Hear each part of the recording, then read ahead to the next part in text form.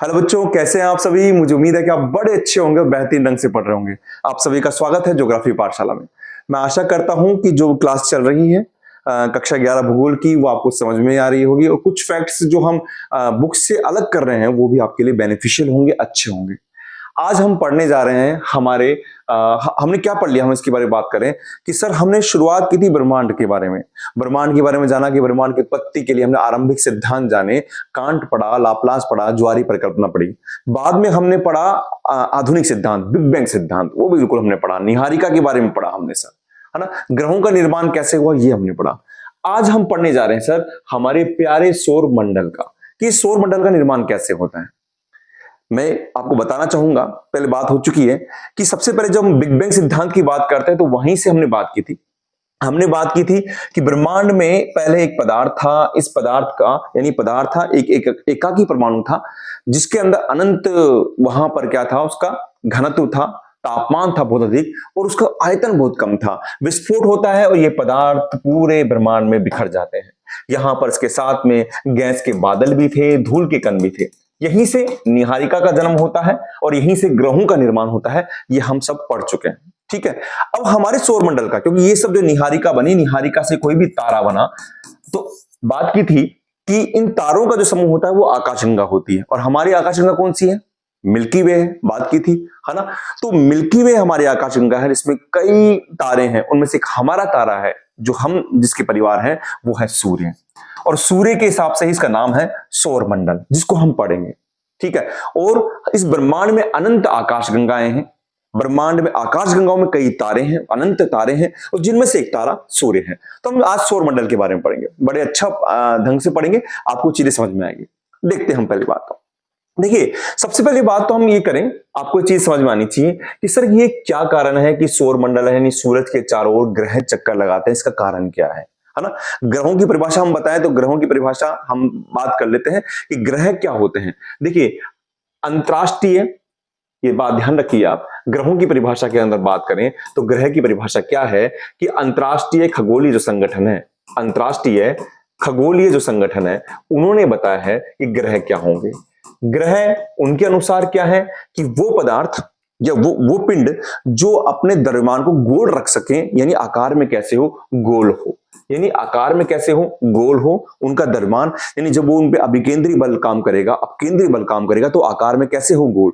मैंने आपसे बात करी थी कि हर पदार्थ का, जैसे मान लीजिए क्रोड है, हर पदार्थ का गुरुत्वाकर्षण बल होता है, और जब इसके चारों ओर कोई भी पिंड है वो चक्कर लगाएगा, जैसे मान लीजिए वो यहां पर चक्कर लगा रहा है, तो उसको चक्कर लगाने के कारण, यहां पर इसके चक्कर लगाने का कारण है कि यहां पर एक गुरुत्वीय बल काम कर रहा है जो इसको आकर्षित कर रहा है। जैसे सूरज है, सूरज ने सभी ग्रहों को आकर्षित कर रखा है, इसके चक्कर लगाने के कारण भी दो बल काम करेंगे। एक बल होगा अंदर की ओर जिसको अभिकेंद्रीय बल कहेंगे, एक बल होगा बाहर की ओर जिसको हम अपकेंद्रीय बल कहेंगे। क्या कहेंगे? अपकेंद्रीय बल कहेंगे, ठीक है।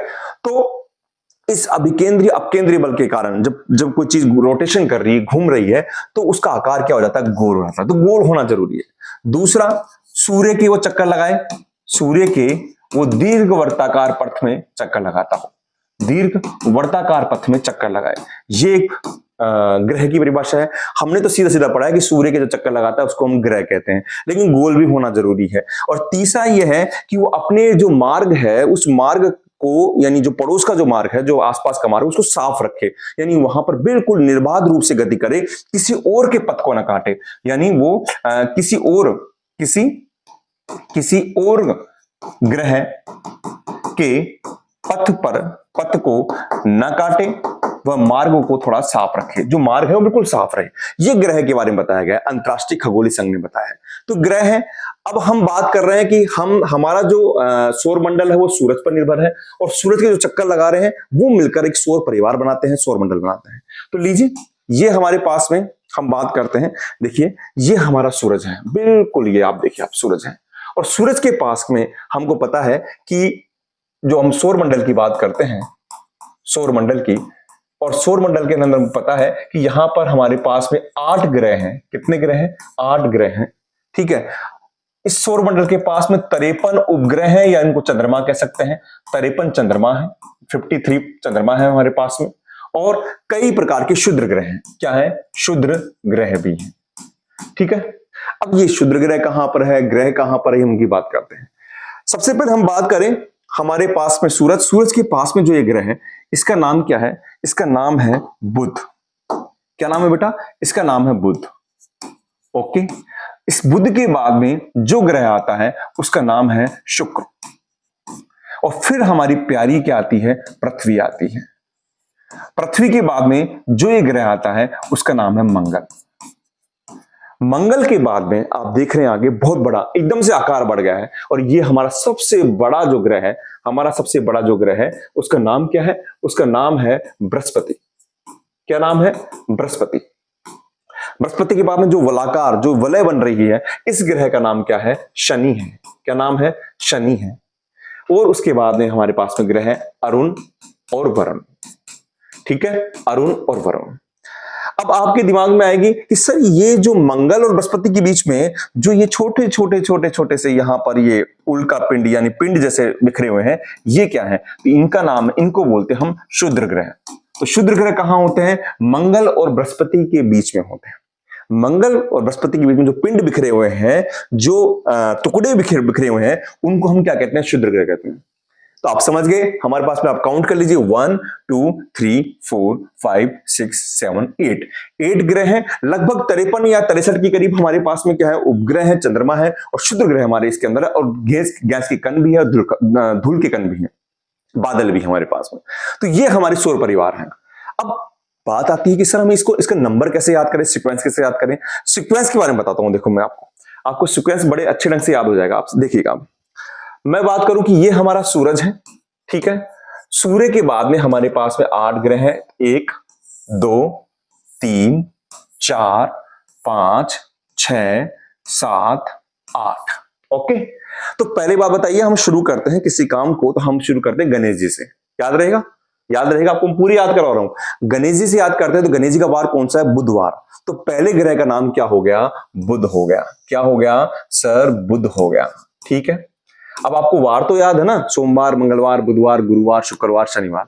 अब बुधवार यानी बुध, बुध के बाद में एक वार को छोड़ना है, अगले वार पे आ जाइए। बुध के बाद में क्या आता है? गुरुवार आता है, गुरुवार को छोड़ दीजिए, आप आगे शुक्रवार को। तो अगला ग्रह कौन सा हो गया? शुक्र हो गया। अगला ग्रह कौन सा हो गया? शुक्र हो गया। समझ में आ रहा है? बिल्कुल। शुक्रवार के बाद में अगला वार आता है शनिवार।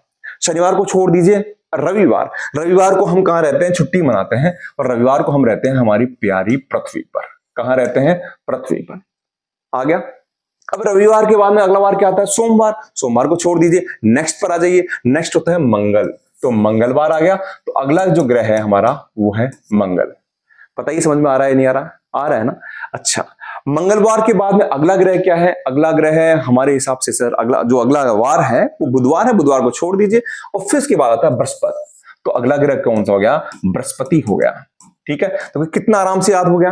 अब आप कभी कंफ्यूजन होंगे, आपको वार याद रखने हैं। बुधवार से शुरू करना है, एक वार छोड़ना है, गुरु छोड़ा शुक्र, शुक्र का शनि छोड़ा, रवि को पृथ्वी पर रहते हैं, हम छुट्टी मनाते हैं तो पृथ्वी। फिर रवि के बाद में सोम को छोड़ा, मंगलवार, मंगलवार का बुधवार को छोड़ा, बृहस्पति। अब बृहस्पति के बाद में एक बार छोड़िए, आप क्या आता है आपके पास में? आता है शुक्रवार। शुक्रवार को छोड़ दीजिए, अब हम कहां पर रहेंगे? शनिवार। तो अगला ग्रह हो जाएगा शनि। 2 बच गए आपके, वो आपको लिखना पड़ेगा अरुण और वरुण। अरुण और वरुण। ठीक है, अब बताइए, आपको कभी आप भूलेंगे? आपको पूरे याद हो गए इसके अंदर कि हमारे यहां पर कितने हैं? 8 ग्रह हैं। अच्छा, इस 8 ग्रह के साथ में थोड़ा सा बता दूं मैं आपको, मंगल कहां गया? बृहस्पति रह गया। यहां पर क्या बिखरे हुए हैं? क्षुद्र ग्रह बिखरे हुए हैं। यहां पर बीच में कौन है? क्षुद्र ग्रह। ठीक है, अच्छा, अब आप देखिए इसके अंदर, यहां पर आप देखेंगे, यहां पर देखिए आप, बिल्कुल। अब आप देखिए यहां पर हमने बताया कि सर यहां मंगल और सूरज, मतलब सूरज चल रहा है, सूरज के बाद में हमारे पास में ग्रह है, और ग्रहों के नाम हमने बता दिए हैं। अब यहां पर बीच में मंगल और बृहस्पति के बीच में है शुद्र ग्रह है। अब शुद्र ग्रह से क्या फर्क पड़ता है? ये देखिए, हमने माना है कि हमारा सूरज हो गया। इस सूरज के यहां पर देखिए, सूरज और ये जो आपके क्या है? ये आपके क्या है? शुद्र ग्रह है। इसके मध्य के जो ये 4 ग्रह हैं, इनको हमने कहा है कि ये आंतरिक ग्रह है। क्या है ये? आंतरिक ग्रह है। आप चाहे लिख लीजिएगा, ये क्या है? आंतरिक ग्रह है। और क्षुद्र ग्रह से जो बाहर की तरफ ग्रह हैं वो कौन से हैं? वो हैं आपके बाह्य ग्रह। नाम से स्पष्ट है, वो कौन से हैं? बाह्य ग्रह, है ना। ये आंतरिक ग्रह है, ये बाह्य ग्रह। ठीक है, चलिए आगे लेते हैं। ये जो ग्रह हैं वो सूर्य के नजदीक हैं। ये सब क्या है? सूर्य के नजदीक है, सूर्य के नजदीक है। जबकि ये ग्रह क्या है? सूर्य से दूर है, सूर्य से दूर है। ठीक है, क्योंकि ये सूर्य के नजदीक है, तापमान अधिक रहा है। तापमान अधिक रहा है तो यहां पर क्या हुआ है कि जो गैस के बादल थे, धूल के कण थे, वो सूर्य विकिरणों के द्वारा दूर उठा दिए गए। आप समझिए कि मान लीजिए कहीं पर कुछ बादल है, कुछ है, एक गैस है, आपने प्रकाश दिया है जोर से, तो वो हट जाएगा, है ना, लाइट आगे तक जाएगी। तो उन्होंने क्या कर दिया है, यहाँ पर जो बादल थे उनको क्या कर दिया है? सूर्य विकिरण ने हटा दिया है। क्या कर दिया है? यहाँ पर हटा दिया है ना। तो यहाँ की जो गैसें थी वो घनीभूत ना हो पाई, ठंडी नहीं हो पाई, जबकि यहाँ पर जो गैसें थी, गैस के बादल थी, वो जम गई, घनीभूत हो गई। तो इसलिए ये आकार में क्या है? बड़े हैं, जबकि ये आकार में छोटे हैं। ये आकार में क्या है? छोटे हैं। आप देख लीजिए, छोटे हैं, बिल्कुल आकार में छोटे हैं, जबकि ये आकार में क्या है? बड़े हैं, आकार में बड़े हैं। क्यों बड़े हैं, छोटे क्यों हैं? समझिए आप। क्योंकि ये किससे बने हुए हैं? ये बने हुए हैं ठोस खनिजों से, चट्टानों से बने हुए हैं। ये किससे बने हैं? चट्टानों से बने हैं, चट्टानों से, है ना। खनिज भी है इसके अंदर, जबकि इनका जो निर्माण हुआ है वो गैस के बादलों से व धूल कणों से हुआ है, ठीक है, चीजें समझ में आ रही है आपको? बिल्कुल, हाँ बिल्कुल चीज समझ में आ रही है। आंतरिक ग्रह है, बिल्कुल अंदर के तरफ, ये बाह्य ग्रह है। सूर्य के नजदीक है सर, ये सूर्य से दूर है। सूर्य से नजदीक है तो क्या हुआ? ये आकार में छोटे हैं। क्यों छोटे हैं? क्योंकि यहाँ पर केवल ठोस पिंड जो है, खनिज है, उन्हीं का घनीभूत, यानी वही क्या हुए हैं? आपस में आ पाए हैं, जम पाए हैं। जबकि ये तो क्या थे?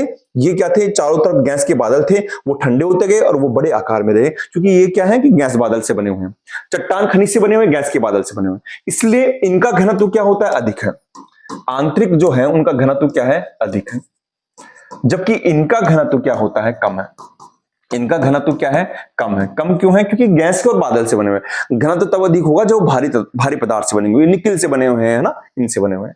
ठीक है, अच्छा इनको क्या कहते हैं? इनको हम पार्थिव ग्रह भी कहते हैं। क्या कहते हैं? पार्थिव ग्रह भी कहते हैं। किताब में भी आपके नहीं होगा, आप बड़े ध्यान समझिएगा। इनको पार्थिव ग्रह कहते हैं। पार्थिव ग्रह का मतलब पृथ्वी की तरह, यानी इन जो आपके बुध है, शुक्र है, पृथ्वी है, मंगल, इनकी जो आकृति है, इनकी जो संरचना है ना, धरातल की, वो ऐसी ही हुई है जैसे पृथ्वी की चट्टानें हैं, पृथ्वी में जो खनिज है उसी प्रकार से, इसलिए इनको पार्थिव ग्रह कहते हैं। जबकि इनको कहते हैं जोवियन ग्रह। जोवियन का मतलब होता है जुपिटर, यानी बृहस्पति की तरह। बृहस्पति की तरह सब ये गैस से, धूल कण से, इनसे बने हुए हैं, तो इनको क्या कहते हैं? अपन जोवियन ग्रह कहते हैं। अच्छा, इनके एक नाम और है, इनको हम क्या कहते हैं? इनको हम स्थलीय ग्रह भी कहते हैं, टेरेस्ट्रियल प्लेनेट, स्थलीय ग्रह। क्योंकि ये किससे बने हुए हैं? ये सिलिका होती है, धरातली चट्टान होती है, उनसे बने हुए हैं, इसलिए इनको क्या कहते हैं? हम कहते हैं स्थलीय ग्रह। तो ये आपके आंतरिक और बाह्य ग्रह होंगे। 8 ग्रह हैं हमारे पास में, बिल्कुल याद रहेगा सर। हमारा सूर्य है, हमारा तारा है, हमारा प्यारा तारा है, सौरमंडल का आपको पता है, सौरमंडल का अगर निर्माण करे, इसका जन्म करे, तो जन्म आपको पता है, जन्म होता है नीहारिका से, ये हम पढ़ चुके हैं। और सौरमंडल के पास में ये जो ग्रह बने हैं, तो जो क्षुद्र ग्रह और सूरज के बीच में है वो आंतरिक ग्रह है। ये आकार में छोटे हैं, ये सूर्य के नजदीक हैं, चट्टानों व खनिज से बने हैं, भारी तत्वों से बने हैं, इसलिए इनका घनत्व भी अधिक है। सबसे, है ना, पार्थिव ग्रह भी कहलाते हैं, स्थलीय ग्रह भी कहलाते हैं। ये बाह्य ग्रह हैं, सूर्य से दूर हैं, आकार में बड़े हैं, गैस के बादल व धूल कणों से बने हुए हैं। जब गैसें चारों तरफ फैलती है, वैसे की वैसे जम गई, इसलिए क्या हुआ? ये आकार में बड़े हैं, घनत्व कम है, इनको जोवियन ग्रह भी कहते हैं। ठीक है, अच्छा सबसे महत्वपूर्ण बात, इन 8 ग्रहों में सबसे ज्यादा घनत्व किसका है? ये है हमारी प्यारी पृथ्वी का। किसका है? हमारी प्यारी पृथ्वी का। जो पृथ्वी का सबसे अधिक घनत्व है, और वो है 5.17 के करीब है, ग्राम प्रति सेंटीमीटर क्यूब। सबसे अधिक घनत्व किसका है? हमारी पृथ्वी का है। ये सब चीजें आप जान गए हैं। बताइए, अब आपको समझ में आया? आपको ये भी समझ में आ गया कौन से ग्रह पहले हैं, कौन से बाद में। अब एक चीज आपके दिमाग में आ रही होगी कि सर हमने ये पढ़ा था कि पहले ग्रह 9 थे, तो एक ग्रह कहां चले गया? देखिए, एक ग्रह हमारा 9वां ग्रह था और उसका नाम था प्लूटो। क्या नाम था? प्लूटो। लेकिन अंतरराष्ट्रीय खगोलीय जो संगठन है, अंतरराष्ट्रीय खगोलीय संगठन है जो अंतरिक्ष में निगरानी रखता है, और इन ग्रहों के बारे में देखता है, इनके बारे में वैज्ञानिक शोध करता है। उन्होंने 2006 के अंदर प्लूटो को ग्रहों की सूची से बाहर कर दिया। प्लूटो को ग्रहों की सूची से बाहर कर दिया और इसको किसमें शामिल कर लिया? इसको शामिल कर लिया गया है बोने ग्रह में। किसमें? बोने ग्रह में। कारण मैंने 3 कारण दिए थे। आप देखिए, आपको मैंने 3 कारण दिए थे, अगर आपको याद होगा।